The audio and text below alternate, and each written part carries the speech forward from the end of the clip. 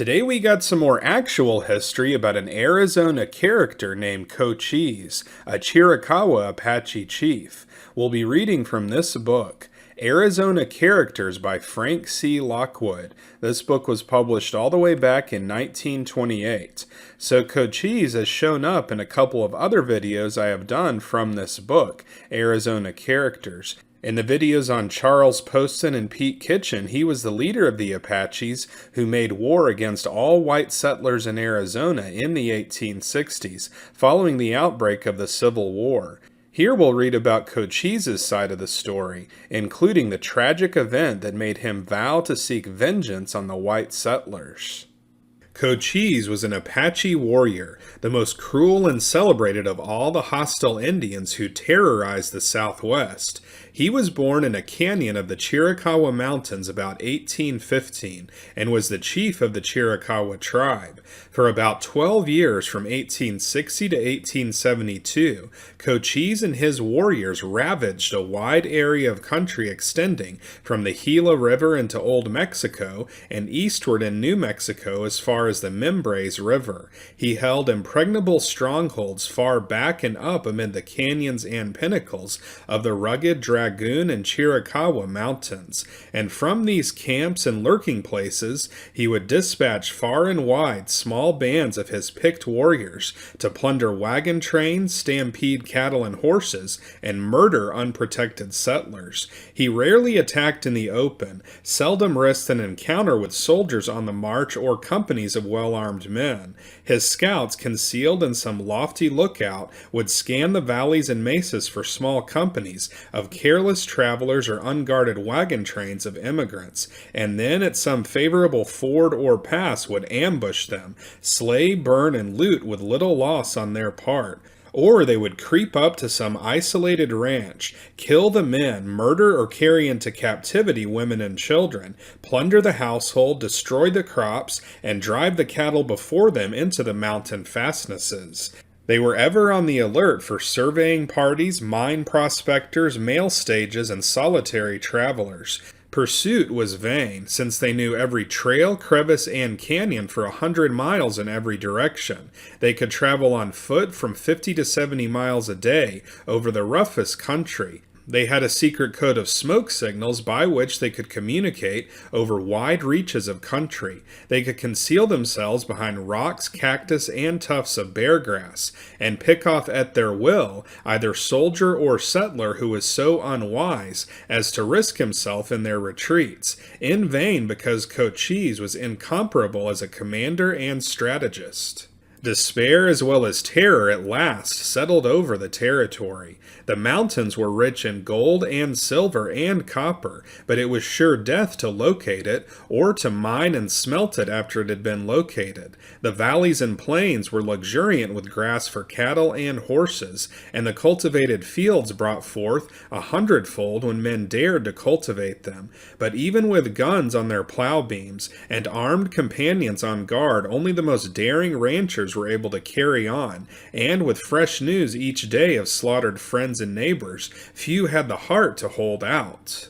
No military expedition even was able to cope with Cochise. For more than 10 years he kept the armed forces of the United States at bay, and he yielded at last not from military necessity, but through the mediation of the only white man he ever loved and trusted, Captain T.J. Jeffords, and then only to a special commissioner, General O. Howard, who had been appointed by President Grant with plenary power to seek him out and make peace with him.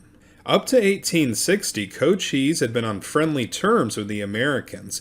Just previous to the incident I am about to relate, he had been encamped near Bowie, supplying wood to the station of the overland stage at that point. On more than one occasion, when he had learned that other tribes were about to attack parties of immigrants, he had sent members of his own band to prevent such attacks. When followers of his stole cattle at a distance from their own territory, as sometimes happened, he had exerted himself to have the property returned. This situation was all suddenly changed by the foolish and perfidious act of a young lieutenant of the United States Army, George N. Bascom, who had recently been assigned to duty in Arizona. In October of 1860, a band of Apaches plundered the home of Johnny Ward, an Irishman on the Sonoita River, and carried off the son of a Mexican woman with whom he was living.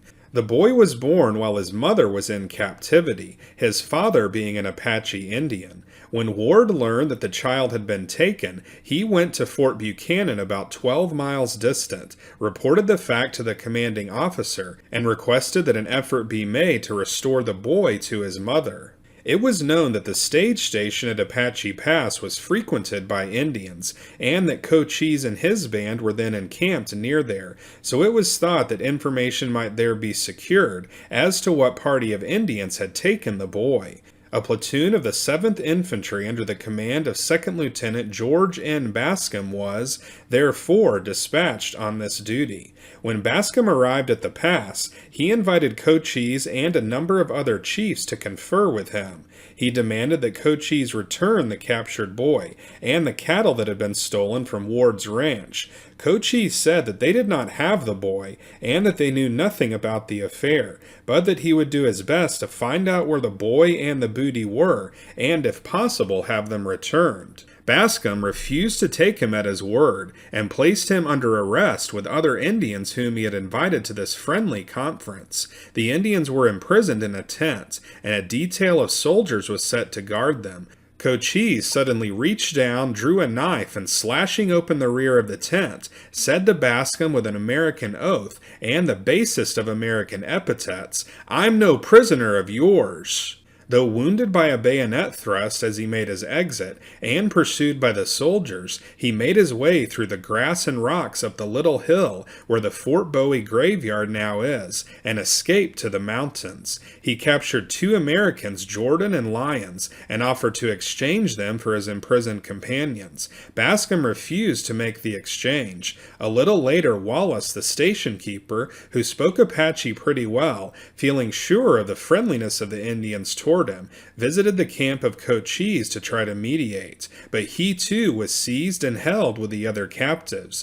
Cochise now brought his prisoners to a point within sight and hearing distance of the station, where they pleaded most earnestly with Bascom that terms be made. As the Indians were in war paint and had already tortured them, Bascom ignored these desperate appeals, even though Reuben Bernard did his best to bring him to reason. The sergeant was afterward court-martialed on the charge of disobeying orders, but was exonerated. Cochise, infuriated, at last put Wallace to the torture, and, in full sight of the troops, dragged him to death over sharp rocks behind his galloping horse. The next day, when the detachment began its retreat toward Fort Buchanan, Bascom came upon 2 other Americans who had been put to the torture and hanged. He now retaliated by hanging his Indian prisoners, some of them Cochise's own relatives, to an oak tree that grew 100 yards from the trail. From that hour, Cochise vowed a war of extermination upon all whites in the territory. During the next 12 years, thousands of American lives and hundreds of thousands of dollars of destroyed property were required to wipe out young Bascom's account of stupidity and bad faith. At this juncture, a curious and picturesque figure steps into this tragic story and becomes at last the resolving force for good. Captain T.J. Jeffords won his title not as a soldier but as a steamboat captain on the Great Lakes and the Mississippi River. He came to Arizona in 1860 when he was about 29 years of age. He was a tall, straight, athletic man more than 6 feet in height. He was distinguished by rather long red hair and whiskers. He was known among the Indians by a name signifying red whiskers. He was employed by the government as superintendent of the mail-carrying service between Fort Bowie and Tucson, and for a time drove a stage himself over the Butterfield route. While he was thus engaged, he was wounded with arrows from ambush by Apaches, and to his death he wore the scars of Apache arrows on his person. He buried 22 of his men in 16 months along his route early in the 1860s. He paid his drivers $125 a month, but he said that he rarely had to settle with them. Finally, when he saw that it was impossible to cope with Cochise and his band, and that the mails would have to be abandoned unless the Apaches could be brought to terms, he made the daring resolve to appeal directly to Cochise. He knew that Cochise was encamped at this time in the foothills of the Graham Mountains, so thither he rode one day all alone. With the aid of a friendly Apache who went with him part way, he sent up a smoke signal in advance to indicate that he came on a friendly mission. The Indians were amazed to see a solitary white man approach their encampment, for these were the days when no American who came within striking distance of Cochise ever went away alive. But Jeffords was a brave man, and he was determined to have it out with Cochise at all costs. He rode into the encampment, dismounted, and unbuckling his cartridge belt, handed it together with his weapons to the squaws. He then calmly approached the wickiup where Cochise was seated, and sat down near him. For a considerable time he sat in silence, for this was the Indian manner. Then he told Cochise that as he trusted him, and believed that he was one who liked straight dealing, he had come to see if he could not enter into some agreement with him, so that he could continue to ride his route with the mails. Cochise, in his turn, sat for a good while in silence. Jeffords could not tell what the outcome would be, and it was plain that Cochise was in a quandary to know what to do. However, they talked over the situation at some length, and Jeffords' frankness and courage won the day. He stayed 24 hours in camp. When they had talked matters over fully and he was ready to go, Cochise had his arms brought to him, and sent an escort with him down into the valley. Murder and ravage went on as usual, but he was unmolested. He afterwards saw Cochise on various occasions, and they became fast friends. Indeed, they came to have such a regard for each other that they finally became blood brothers through the mystic ceremony of commingling and quaffing each other's blood. By 1870, conditions in Arizona had reached such a pass that civilization was at a standstill. Travel was almost impossible, and human life little better than a nightmare. The peace policy that President Grant had adopted in treating with our hostile Indians had been accepted by nearly all the tribes throughout the country, and was in the way of proving successful, but so far no means had been found to reach Cochise and his tribe of Chiricahua warriors. Peace commissioners and officers of the government could not locate him or get into communication with him, try as they would. His scouts were on the lookout for 100 miles in every direction, and by their smoke signals and swift messengers, they kept the great chief posted as he lay locked in his favorite strongholds in the high and inaccessible mountains. The brave and discreet General O. Howard, at the earnest request of the President, consented to go as a special commissioner to settle a number of vexed problems among the Indians of the Southwest. His prime object, though, was to seek out and make terms with Cochise. After weeks and months of fruitless endeavor to locate Cochise or to get into communication with him, General Howard had the good fortune at a garrison in New Mexico to fall in with Captain Jeffords, who had been serving as a guide to a troop of cavalry that had been in pursuit of a band of raiding Apaches. I here quote General Howard's account of his meeting with Jeffords. The first tent I entered, a tall, spare man with reddish hair and whiskers of considerable length rose to meet me. He was pleasant and affable, and I was in the outset prepossessed in his favor. Giving my name, I asked, "Is this Mr. Jeffords?" "Yes, sir, that is my name." "Can you take me to the camp of the Indian Cochise?" He looked steadily and inquiringly into my eyes, and then asked, "Will you go there with me, General, without soldiers?" "Yes," I answered, "if necessary." "Then I will take you to him." Something in his brave face and decided manner made me believe he could and would do as he said. Jeffords advised that they proceed in a leisurely way. He wanted to secure as guides and friendly advisors 2 young Apache chiefs at that time in New Mexico, Chie, a nephew of Cochise, and Ponce, whose father during his lifetime had been Cochise's fast friend.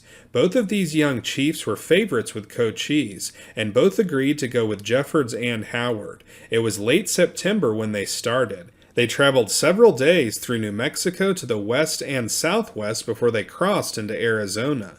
When they were within about 100 miles of Cochise's stronghold, Chie began making smoke signals. Soon they came into contact with some of Cochise's scouts, and later with a party of Apaches doing outpost duty, among them one of Cochise's wives. The scout now told Howard that he must cut down his party if he wished to see Cochise. This was done so that the company who now pressed on over the rough, dry valleys and mountains consisted of Jeffords, Howard, General Howard's personal attendant, Captain Sladen, and 2 young Apache chiefs. They rode on 40 miles one day and 30 the next. All that day the Dragoon Mountains were in sight, and somewhere within the fastnesses of these mountains was Cochise's favorite lair.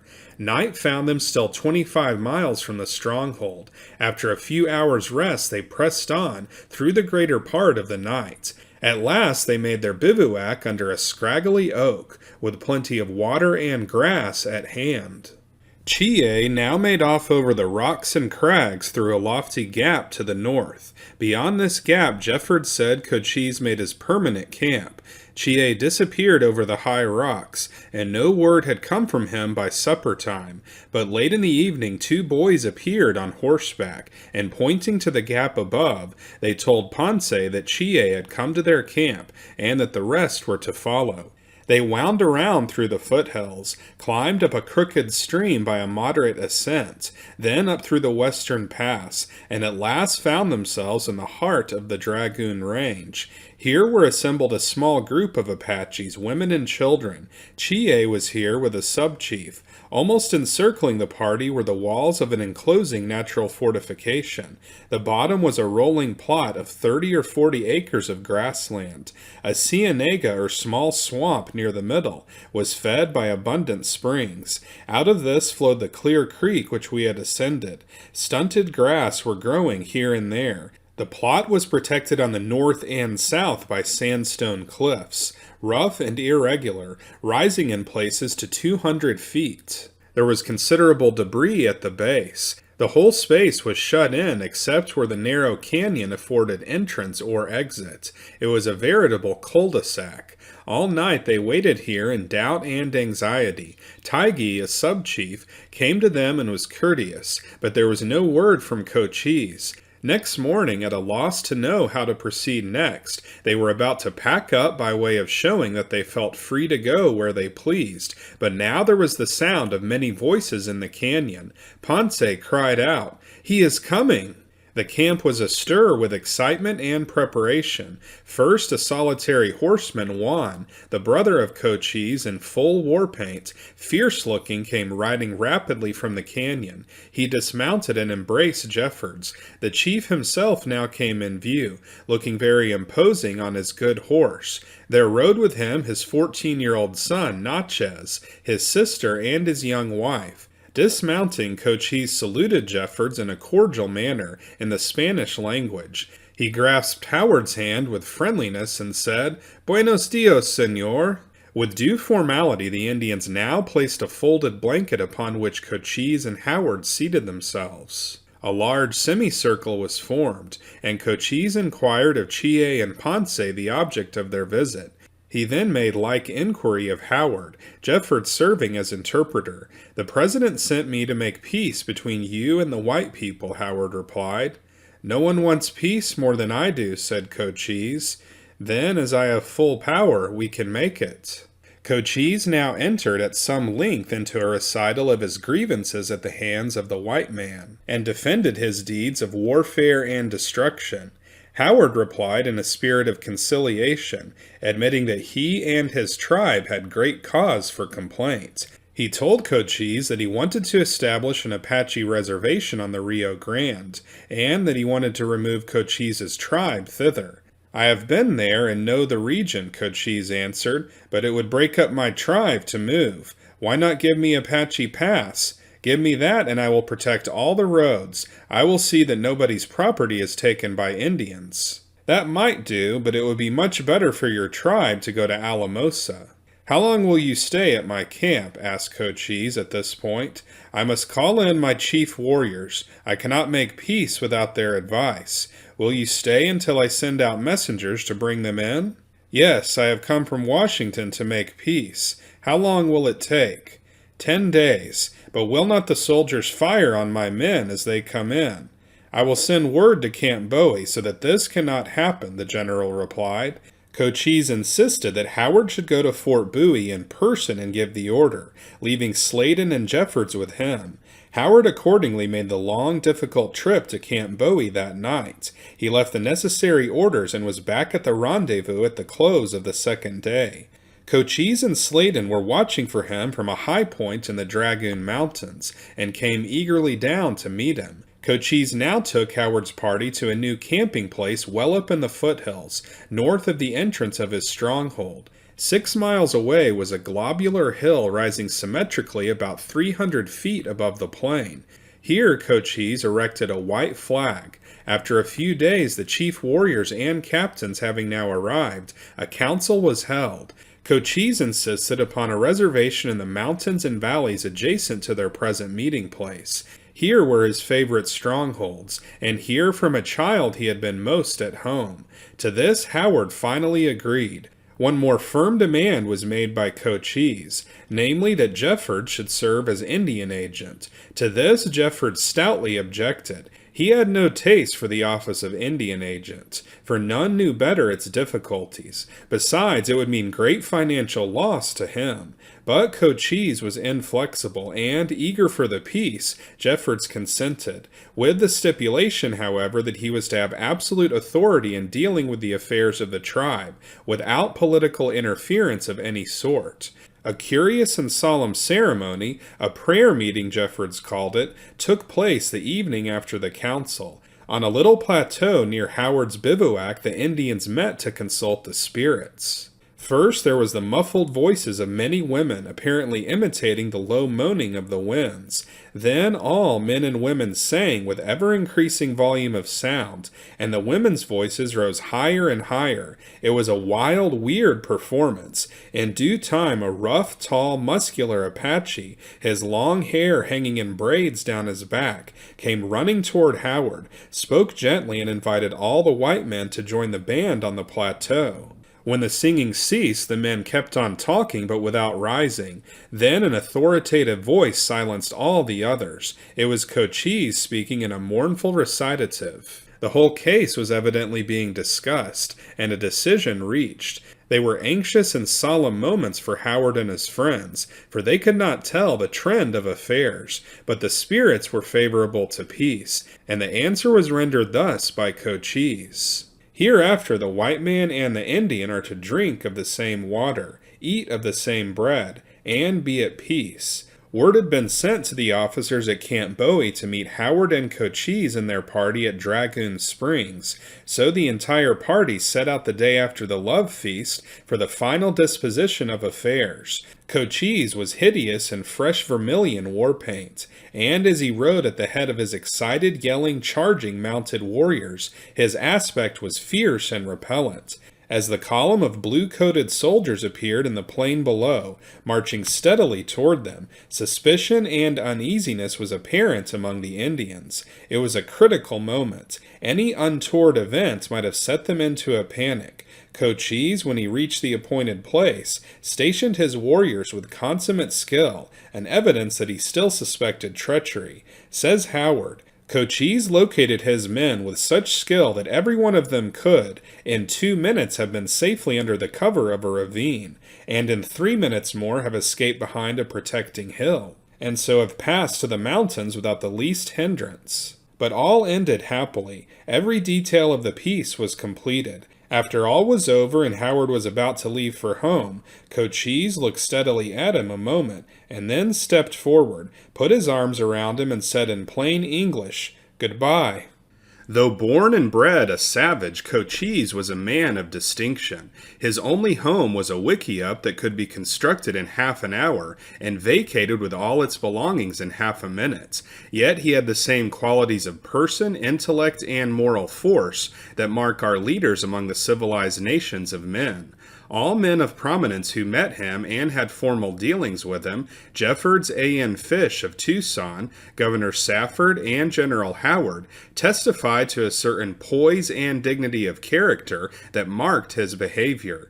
He was fully 6 feet tall and was well proportioned. His head was large and well shaped, his hair long, straight, and black, and when Howard and Safford met him was sprinkled with gray. He bore himself with stateliness and assurance. It is sufficient evidence of his superior intelligence and great force of character that for 10 years he coped successfully with the best brains and the strongest wills that the United States government could array against him. His ways were not the ways of white men. He was born a savage, was trained in the schools of savagery, and had his native schooling whetted to its keenness by contact with the cruelty and perfidy of white men whom he trusted, but who betrayed and outraged him. But in physical prowess and mental acumen he was always able to match whatever white foes were sent against him. Cochise was a man of like passions with other men, white, black, red, and yellow. He loved and he hated. He got drunk on tiswin and beat his wives, and he reflected deeply and pathetically upon the probability of a life after death. He was subject to pride, cruelty, pity, and honor. His nature was not simple and shallow, but very complex and passionate. The exhibitions of such a character are all the more interesting because they reveal themselves in an untutored way. They are independent of civilized and conventional standards. Whatever movements of spirit came to the surface in his wild and exposed career arose from the deeps of primitive human nature.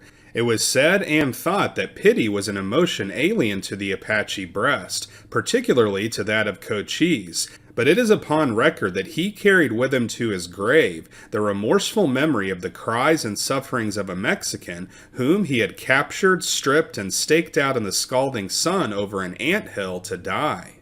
When on the warpath, he was known to practice both deceit and generosity, as may be illustrated by the following incidents related by Jeffords.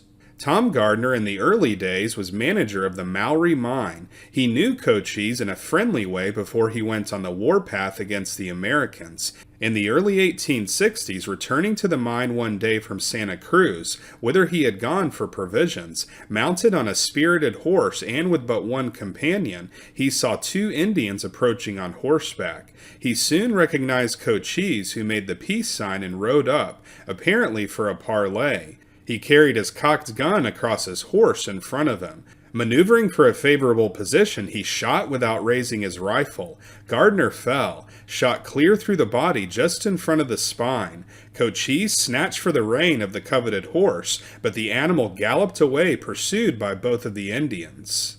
Gardner recovered from his wound, and 8 years afterward was still connected with the Mowry mine. At another time, with a considerable band of warriors, Cochise came upon Bill Kirkland as he was hauling wood from the Santa Rita Mountains. Kirkland had some provisions, and the Indians were very hungry. The men would have killed Kirkland, but he put up such a brave front that Cochise would not permit them to do so.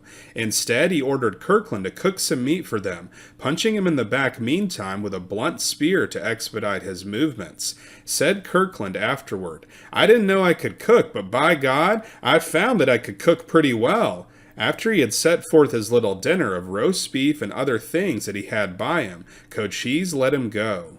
Cochise was a man of deep and sensitive pride. Captain James H. Tevis was government trading agent at Apache Pass about 1859, previous to the Bascom Affair.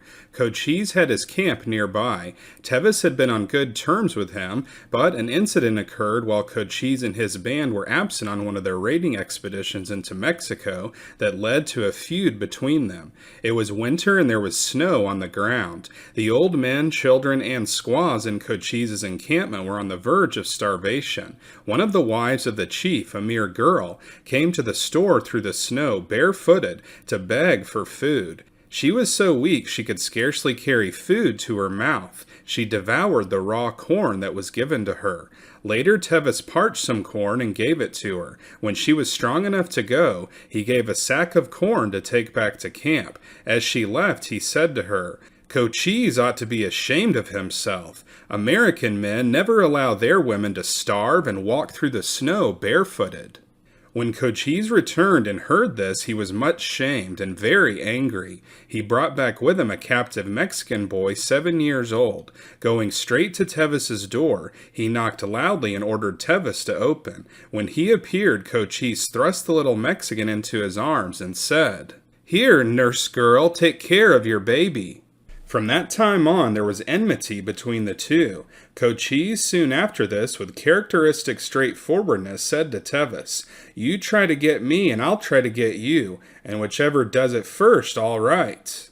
3 different times Cochise had Tevis in his power, but spared him for some reason. On one of these occasions, mounted on a fine horse, Tevis had ridden out some distance and dismounting had stretched himself at ease, while his horse was grazing. An arrow struck near him and brought him to his feet. A second one convinced him that he had better get away at once. Though allowed to escape this time, he was later captured by Cochise and taken to his encampment. He was held in captivity for nearly a fortnight. Cochise had his squaws set about making a big brew of tiswin. First, a pit was dug. The bottom was covered with cowhide inside and out. Hard corn was now put in and water poured over this. The whole was then covered with another cowhide and left for several days to sour in the sun. When fermentation had gone on long enough, the squaws got in and tramped the mass with their bare feet. Cochise intended to get Tevis drunk and then torture him to death. However, Tevis had a staunch friend in Goanola, an old medicine man, and upon his advice pretended to be drunk but kept sober. Meantime, Cochise and his whole encampment indulged in a debauch, and with the help of the old medicine man, Tevis made his escape. Cochise had supreme respect for his word. There was apparently no quality he admired so much as straight speaking. He preferred either to speak the truth with others or to remain silent, and desired that men should do likewise with him. This virtue is repeatedly alluded to in the accounts we have of him from those who knew him. Much as Captain Tevis suffered at his hands, and much as he feared him, he expressed great admiration for Cochise's habit of truthfulness. There came to Apache Pass, while Cochise and Tevis were both there, an old scamp who called himself Dr. Steck. He gave out that he was going to have a stock of goods in a short time, and would sell them at a low price. He said the prices they were paying at the store were too high, and he promised also that he would make each Indian a present. Tevis took him aside and told him that he was going to make trouble, that he would be killed or driven out when the Indians saw through him, and that others would have to suffer as well. He had the Indians bring in nuggets of gold to him from the mountains, telling them that he was a scientist and was collecting specimens. At last his goods came, a lot of cheap trash. He gave some trifling gift to each Indian. He had packed up and was getting ready to leave. Cochise was outraged at the deception. He sent word to Steck that he wanted him to come out to his camp. Steck said that he was packed up to take the stage that was due that afternoon, and that he could not come. Cochise sent peremptory orders for him to appear. Meantime, at his camp, with great order and solemnity, he assembled his warriors. Then in another part he assembled his squaws. Then in a like manner the men who were not fighters, and last the children. When Steck arrived, Cochise pointed to the trumpery and said, "Now see what you have given us?" With this, every Indian threw the stuff down in front of Dr. Steck, and refused to have it. Cochise now gave an eloquent oration on honesty and square dealing, and then, turning to the rascal with heat and scorn, told him that if he wanted to get away with his life, he would have to go quick. The stage was just about to leave the station, and he lost no time in getting to it. For a year or two before his death, Cochise had been suffering from some painful malady. He was often in great distress, and found it hard to find food that he could assimilate. Jeffords was with him as he approached his end. He watched with him and gave him medicine. Jeffords had to leave him the evening before his death to ride across the valley to Bowie for the army surgeon. The conversation between these two primitive men of different race and color, but brothers in spirit, as well as by the mystic interfusion of blood, recalls the dialogues of pagan philosophers. As Jeffords was about to depart, Cochise asked, "Do you think you will see me alive again?" "No, I do not think I will," Jeffords replied. Said Cochise, "I think I will die about 10 o'clock tomorrow morning. Do you think we will see each other again?" Jeffords was taken aback at this, but said, "I do not know. What do you think about it?" Then Cochise replied, "I do not know. It is not clear to my mind, but I think we will, somewhere up there."